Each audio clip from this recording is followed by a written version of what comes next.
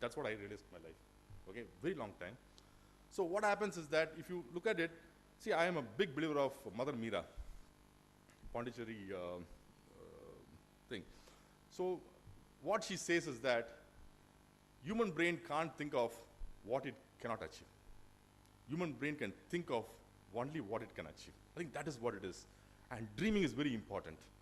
When you start dreaming, you start getting to a different plane and start thinking about it.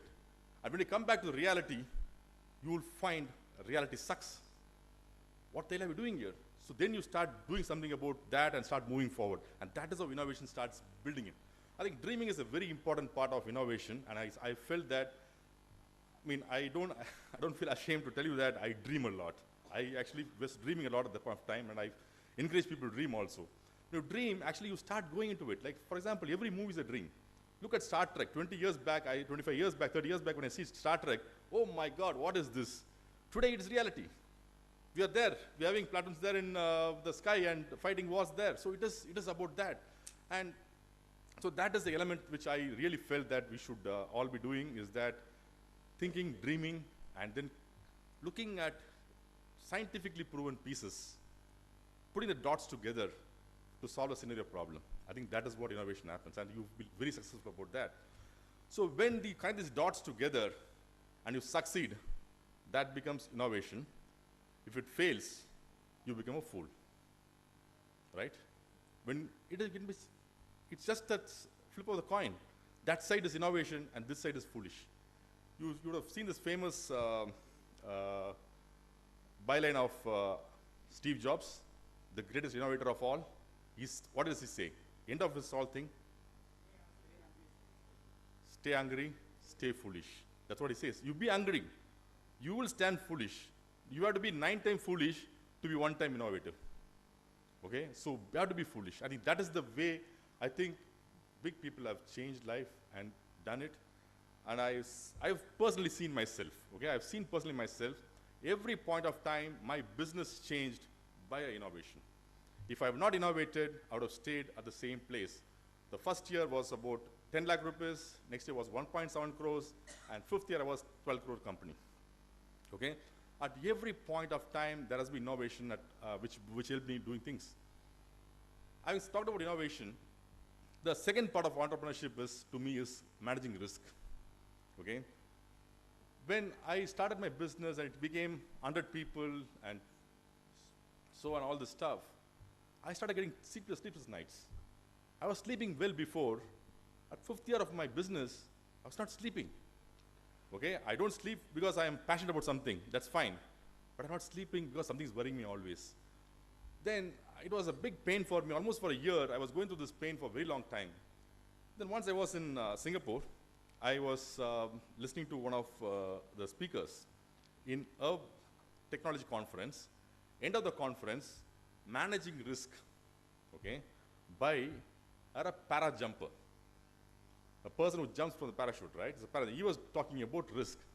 So I was like, what is this guy talking about risk? Then he comes on stage and tells the audience there, do you think my job is the most riskiest job? Everybody said yes. He said, my job is the safest job. He says, my balloon has got 8 strings. Each string, you use 10 elephants, it will not break. Okay? The first string breaks, the second string will come and play. The second string breaks, third will come and play. Third breaks, I'll come and play. With 1 string, I can jump. I can land safely. So where's the question of risk for me? He says, I'm much more safer going and jumping from there than getting out of the road. So that made me thinking, and he said, risk mitigate your business. That's what you should do. You can be all adventurous, but risk mitigate a business. So then when I came back, I wrote which makes me keep awake in the night, every day. I wrote down, and the list became very simple, 6. It's just 6. Then I started risk mitigating each one. If this happens, what will you do? Then my sleep became much more better. I think I started sleeping much better. So innovation and risk are 2 parts of entrepreneurship. You have to innovate, at the same time you have to risk mitigate. Why do you risk mitigate? Because you as a leader, okay, cannot fail. to your people. If you keep failing, your people will lose the aura. So you have to keep succeeding. So you have to have your risk mitigation plan so that when this happens, then you say, guys, go do that. Okay?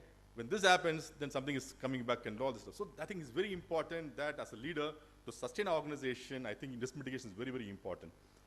Then Mr. Ramraj touched about a very, very important topic about mentorship, okay, on incubation, and it's very passionate about that subject. See, I had a very, very initial phases, I never had mentors. I didn't know where to go and talk to whom for a lot of problems. Every day I had problems. Every day new situations, because I've not worked anywhere. I've not seen the situation before in my life. So every day a situation arises, I take through gut, I take decisions. Most of the time. So what I did is that I started reading books. So when my first P&L balance sheet came in, my auditor asked me to sign the thing.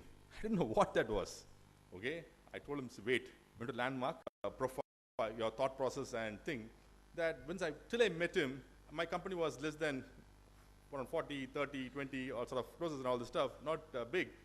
When I met him and joined along with him, today we are about 500 crores last year. Okay, 9 months we are already 500 crores. So the business changed, the profile changed. What mentors can do to you is phenomenal, okay? And these incubation centers and things like that, my God, I love it. These are very, very important steps. And he said a statement saying that when you come through an incubation center, 85% succeeds. And non-incubation center, 40% succeeds. I think that is a good thing. So mentorship is a very important. So to manage challenges in your business, you need to take mentors. Another point I want to tell you also is that the final point is that, which Chari touched upon, is on values and cultures and all this stuff, okay? If you want to build an organization which is sustainable and consistent, then you have to create institutions. You cannot create just a company. You have to create institutions. These institutions have three things very important. One is a culture. The culture is basically how as leaders we behave at every situations. Who are the founding team behaves, that becomes the culture of the organization. At the same time, values. See, you can have rules and regulations, but the values by which you implement these rules and regulations are very important for you, okay? I think that is important. Values, what values you bring in. Our organization should have some values. Maybe on prices, you should say that we will not give wrong discounts, we will give the right service. That's a value, right? You will enjoy every success. I think there are some values of the organization which has to be done, and that has to be protected. And third thing is that benchmark. Okay, if you want to create an institution, you have to create benchmark. The initial organization, people grew the company 100%. That becomes a benchmark. No, they did this way. They went this way. They did all this stuff. That becomes benchmark for the people to follow. So the founding team has got these very important attributes that you have to create institution.